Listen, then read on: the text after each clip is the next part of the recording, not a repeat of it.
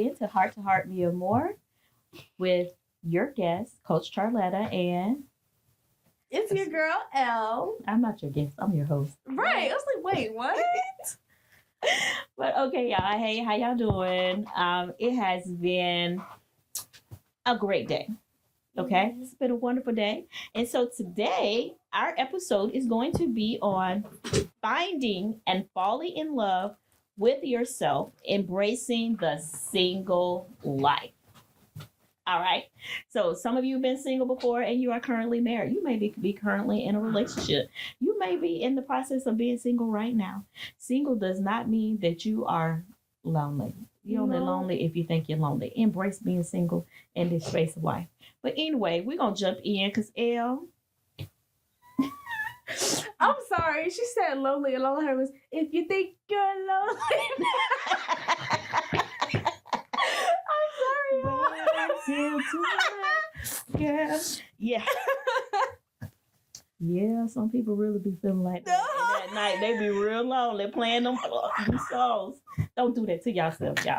For some reason, we love to do that. Especially as women. I don't know what the men do, but I know women, yes, we will play those songs. But anyway, we're going to go ahead and get started, y'all.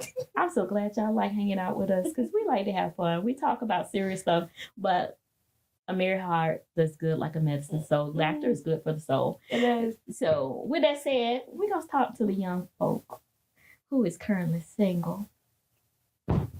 All right, young lady. Okay. What you got? What are the key qualities that define true self-love, and how can you nurture these qualities daily? Qualities that what?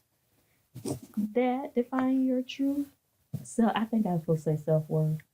Okay. Anyway, I get what you meant. You get what I'm saying. I get what you're saying. Okay. Question. Yeah. Okay.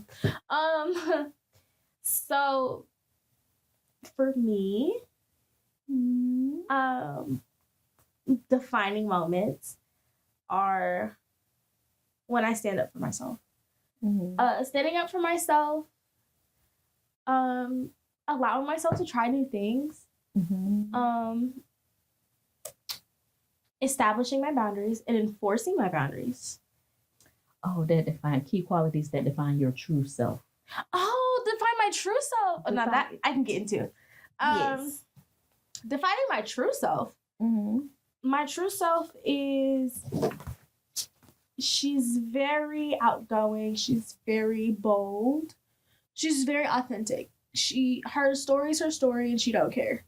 There's nothing you can say that I haven't already said about my story. And if you're telling something else that I haven't told, then I don't know what you're talking about. I'm ready waiting on the next episode just like you. Because I don't know what you're talking about. I know what I did. I know what I didn't do. Okay? Right.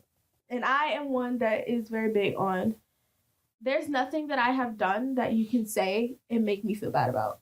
So that is part of my truest self. She's very bold. She's very authentic. She's very, I'm going to live my life. And there's nothing you can do about it. You know, you can either jump on the train or you can get ran over, take a pick. You know? Get off the tracks. If you're going to stand in the way, you're going to get ran over. And for me, it's very... She's always doing something. She's learning something new constantly. And I like to think of her like that because as I envision her like that, I petition myself to show up as that every day, however uncomfortable it may be. And especially when it comes to like having people around you that don't have like the best expectations for your life. So setting those big goals, like, you know, I say it all the time, I'm gonna be a vineyard owner. I'm gonna say it right now. Y'all can go back and watch this episode later when y'all see me outside with, you know, my own vineyard and winery and stuff. Y'all gonna be like, oh, she said that. Yeah. And I can say that because I am very confident in the abilities that God has given me and the gifts and the purpose behind the why behind the winery. And I think that's something that a lot of people don't talk about is when they say they have like this big goal, they don't have a they don't have a real why behind it besides, oh, it looks pretty. You know, I have a why. I don't talk about my why, but I have a why. You know what I mean? Like, I can tell like the end goal, but you don't need to know the why. Because when you know the why, then you can talk on it. And I ain't with that. I don't want to give myself extra battles. You know, because it's already a battle in and of itself being, you know, a young girl that's like, no, I have these big dreams for myself, and I have a step-by-step plan of how I'm going to get there. I like that. When I think about identifying your true self, I think about also just because you're married does not mean that you don't know who your true self is. Because you still should be in contact with who you truly are as a person. And so just because you're married or you're in a relationship, don't forget about you. And I'm going to move right along. I just wanted to drop that nugget so y'all can think about it. Okay. So what's the next question you got? Ooh. How can you set personal goals that align with your values and passions, and what steps will you take to achieve them? Let's hear you elaborate on that. Me? You, girl. Answer this question? Myself? Yourself. Okay. So for me, setting personal goals that align with my values and passions. So anybody that knows me knows I'm very passionate about kids and especially kids with disabilities. Autistic kids are my favorite people. Autistic kids, kids with Down syndrome, really any type of disadvantage. I'm not going to say it's a disability, it's a disadvantage. Because so many of these kids, they are literal walking superheroes. Like, shout out to Quinn. Growing up, my cheer coach, her son had autism. So I grew up with, you know, Quinn, and he was not a very social person, but art and music he could do. Like, that was his superpower. Okay. He could see something and then draw it in perfect detail and color, having only seen it once. Not tracing it, but doing it from memory. And I think that is so cool. So for me, I have a soft spot for that, but also coaching. Cheer and dance are the core of who I am. But also, you know, with the values that I have of honesty and treating people with respect, I set my goals based off of that. And obviously, like I said, the big dreams that I have. And I set my daily goals and my personal goals based off of the kind of person that fulfills those roles later on down the line. What kind of person is needed to be in that space.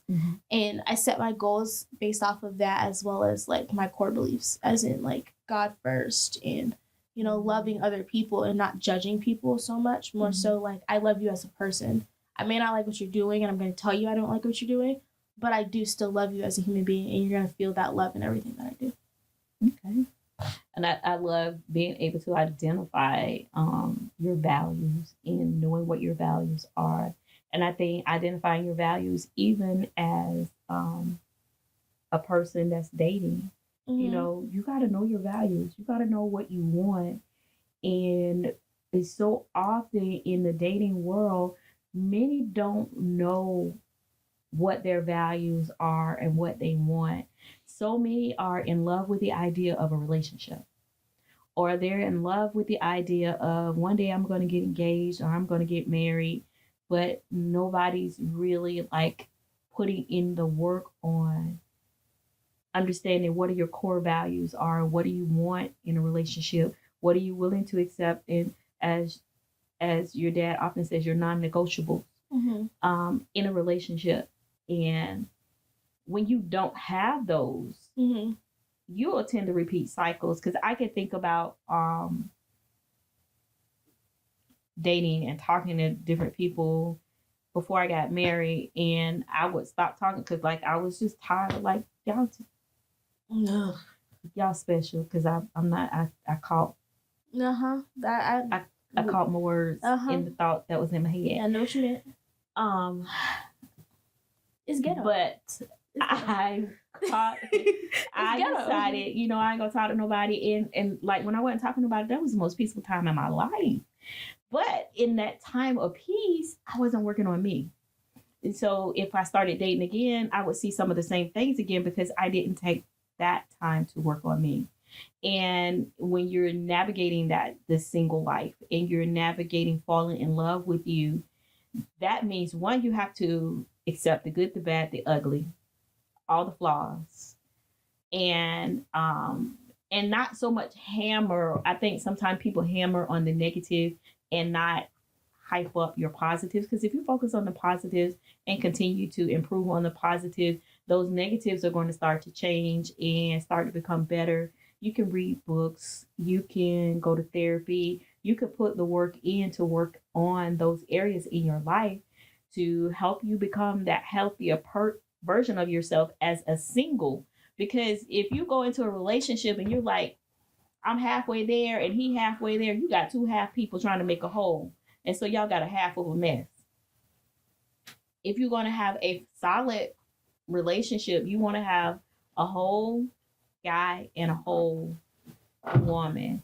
And sometimes that's not what we deal with. Yeah. And it just reminded me of, God deals in multiplication. And if you show up as a half times a half is not a whole. You have to be a whole one. So it's 1 times 1 is 1. So when you come together, it's to make that one. And if you're not whole, it's not going to equate the way it's supposed to. Mm-hmm. And I think so often, like in today's world, like dating today, so many people have this Pinterest idea of what a relationship is supposed to be. Like they base their relationship goals off of Instagram and Pinterest. And so many of these relationships that, you see if you look up relationship goals, you have relationship goals like Chris and Queen or, De'Ara and Ken. And I'm using these people because they are very popular when I was growing up, on YouTube, and like they put their whole lives out there. And where are they now? Not together, mm-hmm. And it just, so many people put things based on the outside and they don't look at what the work takes for you to see that happy, glowing, loving relationship. And it starts with yourself. Like, okay, well, what do you like? Because mm-hmm. when you're in a relationship or you're even dating someone, your whole purpose is to get to know them and what they like. And if you don't know what you like, how they gonna know what you like? Like, they gonna take you to go get steak, and you don't even like steak. You prefer some shrimp. But if you don't know that mm-hmm. and you go try it, you just out there looking crazy because you yourself don't know what you like. I am a very big person. I like to try all different types of foods. I like to go different types of places because mm-hmm. I want to know what I like. Like, I am a sports girl. I didn't realize how hardcore of a sports girl I was until my granddaddy passed. Like, I joke all the time and say my granddaddy raised me to be a athletic wife. Okay. That's my hee ha ha. But I love sports. I love the culture behind it. Like the fact that there are core principles that are taught in these sports. And, like in another episode, I gave a quote from a Formula One driver because I've been getting really into Formula One this year. And I am like, oh my God, I didn't realize I could love something so much. Mm-hmm. I already like the world of car go fast.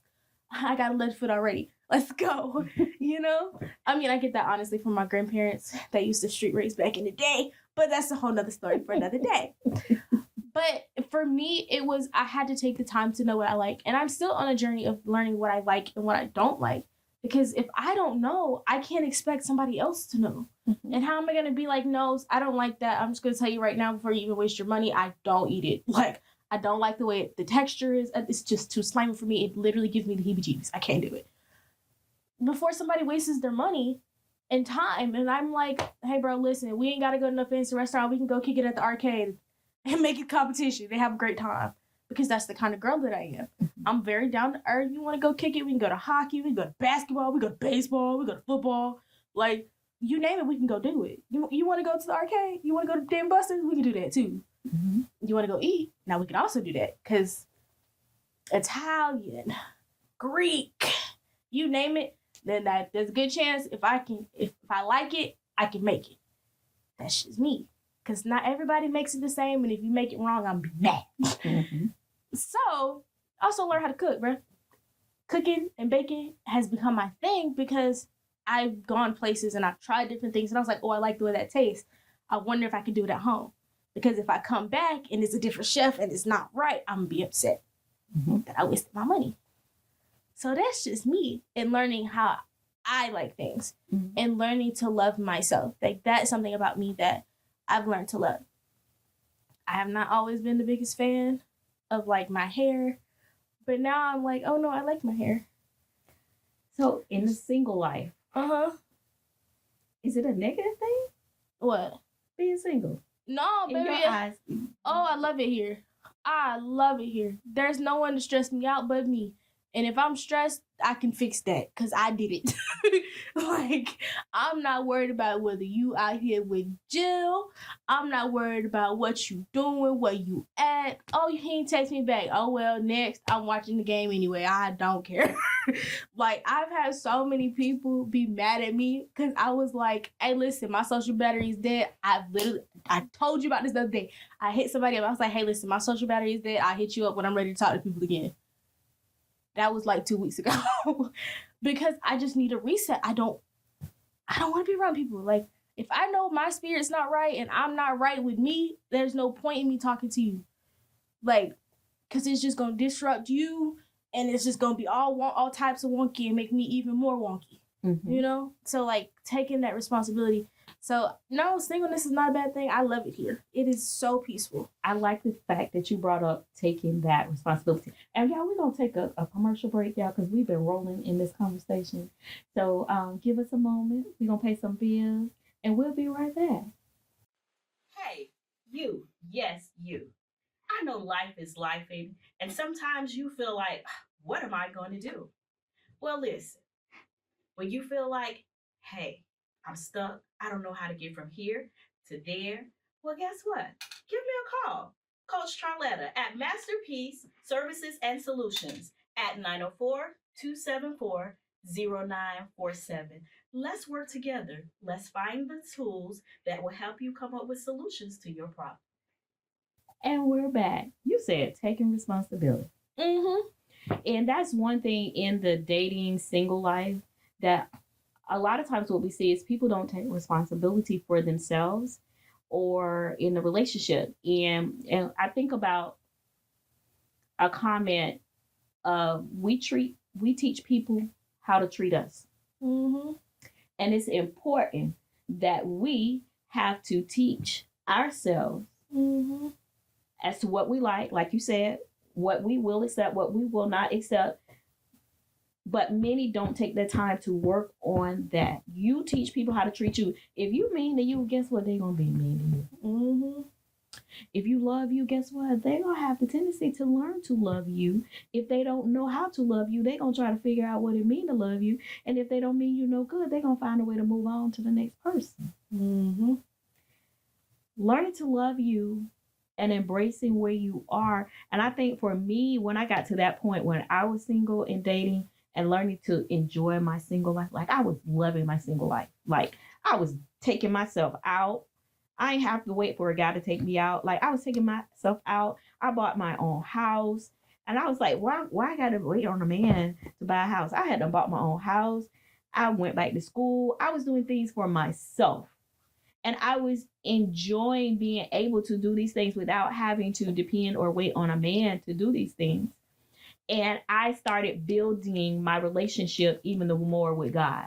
And God became my center focus. So like when I met your dad and people was trying to introduce us, I was like, I got time for that. I'm trying to focus on school. I'm trying to do this. I'm loving taking me out to dinner and taking myself on dates and going to the movies and just treating me the way I would want somebody to treat me. I was loving that space, and then lo and behold, then I meet my husband, and I'm like, God, you got yours. Like, I was enjoying this space. Now I got to share this space with somebody else and get to know somebody else. But it's possible. Enjoy being single. Like you said, get to know you. She hit it on the head. Get to know you. Know what you like. And you're going to see things from where you sit, your perspective. And as where you sit changes, your perspective on life is going to change. Mm-hmm. And you're going to learn what you will and will not accept. I love one of the comments you say all the time is your friends, and you, like me, have always grown up with a bunch of male friends. And how your male friends have raised the bar so high that if guys aren't meeting that, you be like, I don't even want to talk to you because my friends treated me nice. They did nice things for me. They took me nice places. They opened doors for me. They treated me how a woman was supposed to be treated as my friend. And if you can't come with that, At least that. No. the minimum. And not even just friends. Like, my brother's like that. My brothers are like that. Oh, yes, my Lord. brothers have spoiled me so much so. Like, my little brother, if I touch a door, He move. He will pop your hand. He literally will pop me because, like, no, you don't need to touch a door.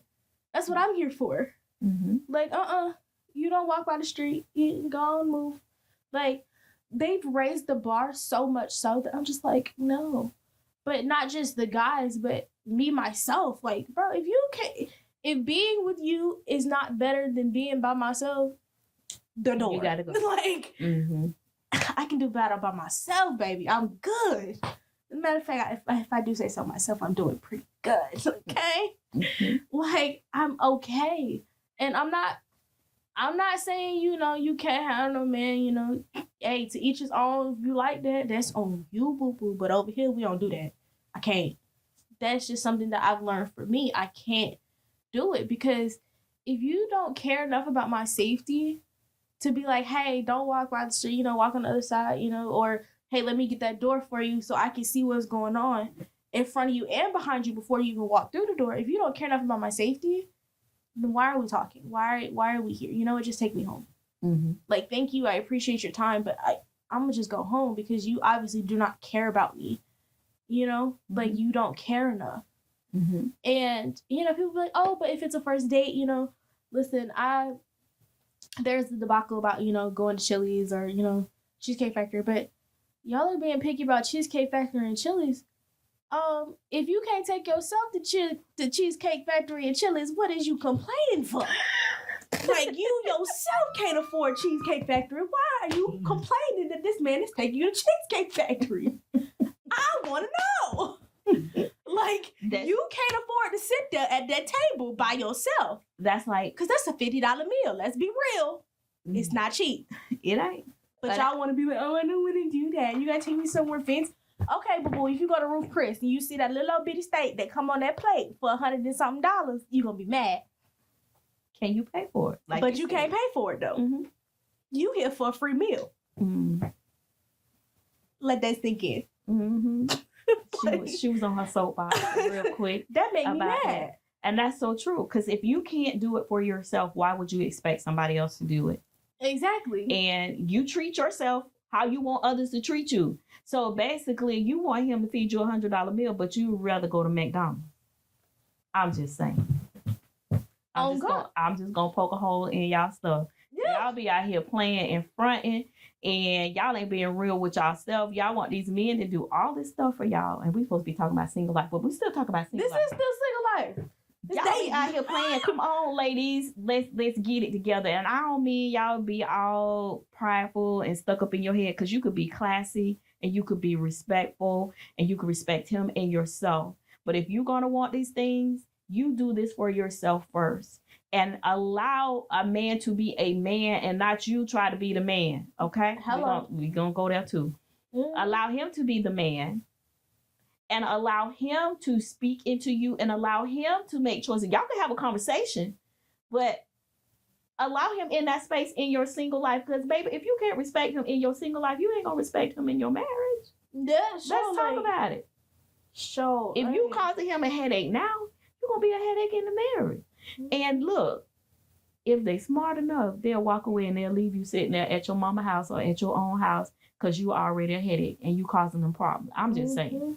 We just gonna keep it 100, okay?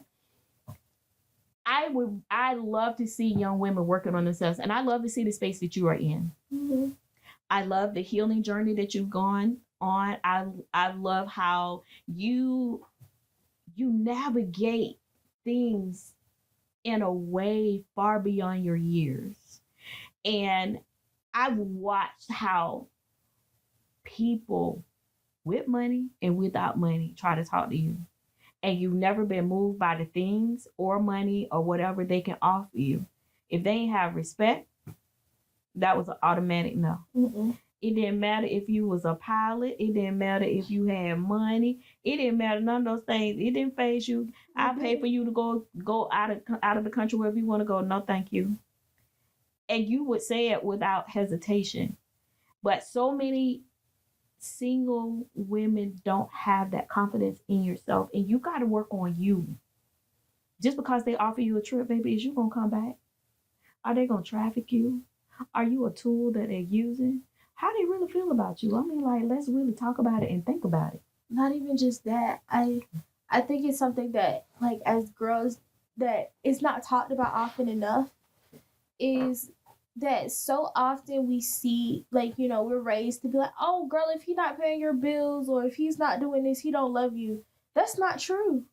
That is so far from the truth. There's so many of these guys, not just that you're not his responsibility, but there are so many of these guys that they will do those things and make you financially dependent on them, and then they start abusing you because of the fact that you're financially dependent on them and you can't do anything without them. And you set yourself up for that. And you're like, oh, I don't know why he treated me like this, baby. I can tell you right now, that's because you were so desperate for somebody to pay your bills and to send you on a flight that you didn't check to see the kind of person he was. You said, oh, he's 6 foot, he got good hair, a good job, and he got his own jet, he got his own this and that. And I'm like, but he's shallow as hell. All he care about is whether or not the picture's gonna be good and the kid's gonna be cute. That's all he care about.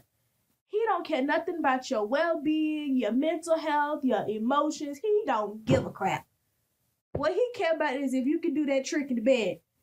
Like, let's be real. Let's keep it a buck now. I'm just saying.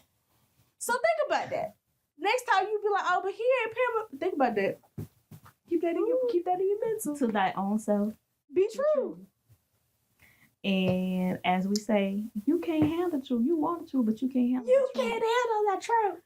You can't handle it. But sweetheart, like, you were really raw. You were really honest and transparent on this topic tonight, and we thank you. I hope and pray that something was said, that it triggered some places, and even if it made you upset, you got to figure out why it made you upset and what areas you got to work on for you. If you find yourself in that place, you don't have to stay in that place. You can better yourself, go to therapy, find you some good books to read, and become the best version of yourself so that you can have what you desire in life. And with that said, we're going to get ready to sign off. We love you guys, truly. From our heart to your heart. Heart to heart, Mia Moore signing off. Until next time.